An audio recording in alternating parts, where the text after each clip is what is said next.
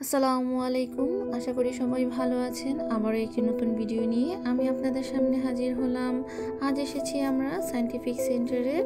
এটা হলো এখানকার বাহিরের একটা ভিউ। জায়গাটি অনেক সুন্দর, খুবই সুন্দর ছিল এই জায়গাটি। তাই আমরা কিছুক্ষণ এখানে ঘুরলাম, কিছুক্ষণ সময় কাটালাম। খুব সুন্দর একটি ঝর্ণা ছিল। ঝর্ণাটি দেখে আরিয়ানা খুবই খুশি। আমাদের এখানে এখন উইন্টার সেশন চলছে। উইন্টার সেশনে আমাদের এখানে ওয়েদার খুবই ভালো থাকে। ঝর্ণার ওখান থেকে আমরা এবার অন্য সাইডে চলে যাই। এখানে বাচ্চাদের খেলার জন্য একটি কার ছিল, কিন্তু কারটি অরিজিনাল কারই ছিল, খেলনার কার নয়। এটা অন্যরকম একটি খেলা।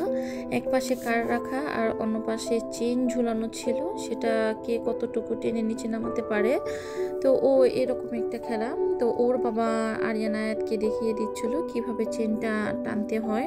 এটা শুধু বাচ্চাদের জন্য, বড়রাদের জন্য নয়। আরিয়ানা আয়াত দুজনেই অনেকক্ষণ এখানে তার বাবাকে নিয়ে খেলা করেছে। আরিয়ানা আয়াত দুজনেই ভিতরে যেতে চাচ্ছিল না, আরো কিছুক্ষণ এখানে বাবার সাথে খেলবে। আমরা যেহেতু আগেই এসেছি তাই ওর বাবা বলল আর একটু পরে ভিতরে যাই। ওরা যেহেতু খেলতে চাচ্ছে, ওদেরকে নিয়ে আর একটু এখানে থাকি। খেলাধুলা করার পরে আয়াত ঘোরাঘুরি করছিল এবং এদিক ওদিক তাকিয়ে দেখছিল। আমাকে জিজ্ঞাসা করছে, মামা what is this, what is this. বাহিরে অনেকক্ষণ ঘোরাঘুরি করার পরে আমরা এবার ভিতরে চলে যাচ্ছি। ভিতরের পরিবেশটা খুবই সুন্দর ছিল।